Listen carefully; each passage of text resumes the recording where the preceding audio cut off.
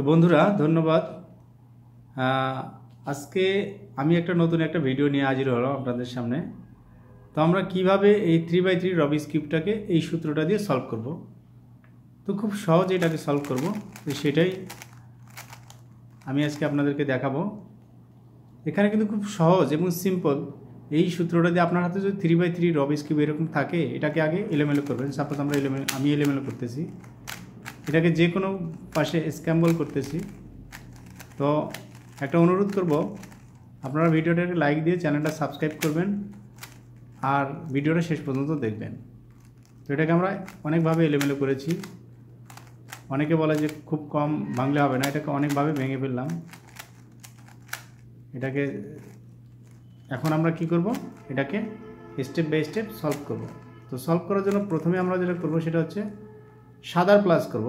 এটা সাদার প্লাস, খুব সহজে আমরা সাদার প্লাস করার জন্য আমরা আগে দেখব। সাপোজ এখানে যদি একটা সাদা থাকে, সাদাটাকে কালারে ম্যাচিং করে যে উপরে তুলে দিই, এটা কিন্তু এরকম হয়ে যাবে। আপনারা সাদার প্লাসের অনেক ভিডিও আছে, আমার দেখে নেবেন। তারপর আমি দেখিয়ে দিচ্ছি আপনাদেরকে। এটাকে এভাবে দিয়ে এটাকে তুলে দেবেন, দুটো সাদা চলে আসছে, সাথে কালারগুলো ম্যাচিং হয়ে যাচ্ছে। হ্যাঁ, রাতের প্রায় 12টা বাজে, তো আমি ভিডিওটা করতেছি। আপনারা প্লিজ ভিডিওটা একটা লাইক দিয়ে চ্যানেলটা সাবস্ক্রাইব করবেন। এরপরে কী করবো, এটা সেট হয়ে আছে, এটাকে তুলে দিলাম। আমার কিন্তু সাদার যে প্লাসটা, আমার কিন্তু সাদার প্লাসটা হয়ে গেছে এবং সাথে যে কালারগুলো সেগুলো কিন্তু ম্যাচিং হয়ে গেছে। আমরা সাদার প্লাসটাকে করে ফেলবো খুব সহজে, অথবা আমার ভিডিও দেওয়া আছে, আপনারা দেখে নেবেন। তো এখন আমরা কি করব, এই সূত্রগুলো দিয়ে আমরা খুব সহজে এটাকে সলভ করব। সাপোজ প্রথম যে লেয়ারটা আছে, আমরা দেখব যে প্রথম লেয়ারটা সলভ করার জন্য নিচে কোনো সাদা আছে কি না। সাপোজ নিচে একটা সাদা আছে, এই যে এইরকম, অর্থাৎ এটা যে কর্নার পিস, এই কর্নার পিসের মধ্যে যে কোনো সাদা যদি এক ডানে অথবা এটা ডান সাইড বাম সাইডে থাকে, যে কোনো সাইডে থাকে, কিন্তু নিচে থাকলে হবে না। আমরা আগে দেখব এইরকম পরিস্থিতি আছে নাকি। তারপরে আমরা কি করব, এই সাদাটাকে নিয়ে আমরা উপরে উঠাবো। এখানে কালারে ম্যাচিং করলাম। আপনারা এই জিনিসটা দেখবেন, এটা বারবার করতে হবে। আমি এই জন্য এত স্লো দেখাচ্ছি না। একটু এই কালারটা সাদাটা উপরে যাবে, তার মানে সাদাটা এখন রাইট সাইডে আছে। আমি সাদাটা যদি এইভাবে রাখি হবে না, সাদাটা যদি এইভাবে রাখি হবে না, সাদাটাকে এইভাবে রাখতে হবে। রাইট সাইডে থাকবে অথবা লেফট সাইডে থাকবে। আমার লেফট সাইডে কোনো সাদা পাচ্ছি না, তো সমস্যা নেই, আমি রাইট দিয়ে কাজ করবো। রাইটটা কালারে ম্যাচিং করলাম। এখানে গ্রিন কালার, এখানে গ্রিন কালারটা কোনাকুনিভাবে ম্যাচিং করে এটাকে কি করব, এটা রাইট কালার, রাইটের সূত্রটা দিব। রাইটের সূত্রটা কীভাবে দেওয়া আছে, এটা ডি ব্যাগ আর ব্যাগ ডি আর, এটা কিন্তু মিলে গেল।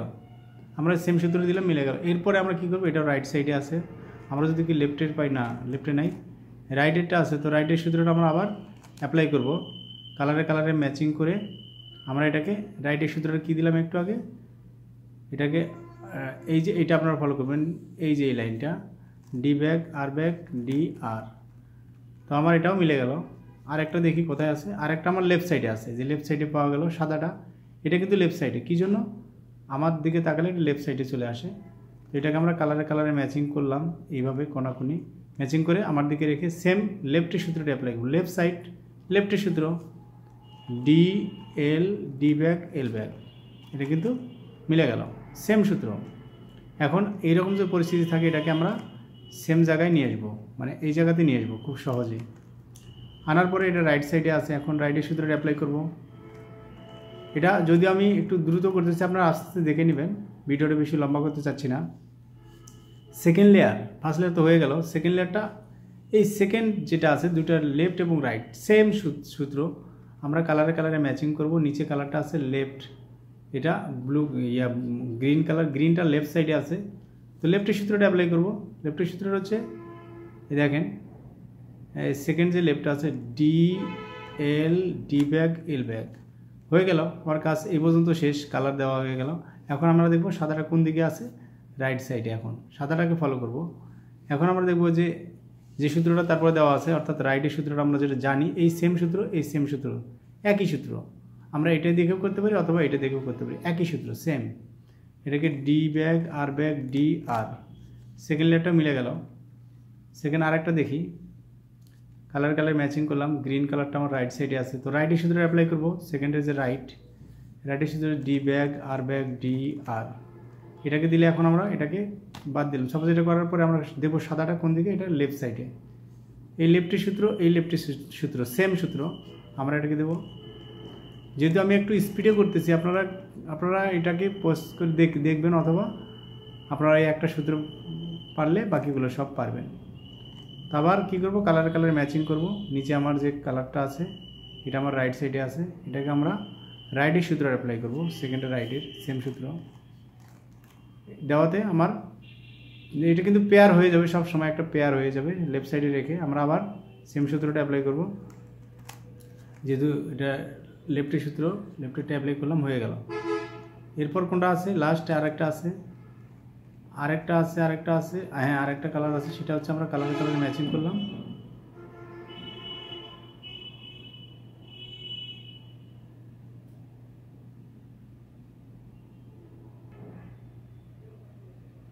এটা রাইট সাইডে আছে, রাইটের সূত্র অ্যাপ্লাই করলাম। এটা এখন লেফট হয়ে গেল সাদাটা, ওই সেম সূত্র, আমার কিন্তু দুটো লেয়ার মিলে গেল। তারপর এটাকে হলুদের প্লাস করার জন্য দুটো লেয়ার যেহেতু মিলে গেছে, এখন আমরা থার্ডের প্লাসের সূত্রটা করব।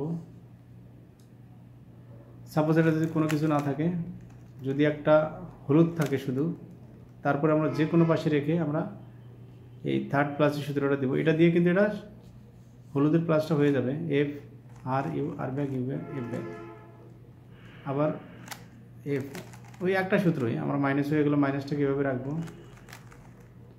একটা সূত্রই দিতেছি, আমার কিন্তু হলুদের প্লাস হয়ে গেল। যখনই হলুদের প্লাস হয়ে যাবে, সূত্রগুলো ঠিক থাকবে। তারপর আমরা দেবো কোনটা, মিডলের জন্য দেখবো যে কোনো দুটো কালার মিলে যাবে। সাপোজ এই দুটো কালার মিলে গেছে, একটাকে ডানে একটাকে পিছনে রেখে সেম সূত্র, মিডলের সূত্রে অ্যাপ্লাই করবো, আর ইউ আর ব্যাক ইউ। আপনারা দেখে নেবেন, সূত্রটা দেওয়া আছে, আমাদের মিডলটা মিলে গেছে। যখনই মিডলটা মিলে যাবে, তখনই আমরা কর্নারগুলো দেখব।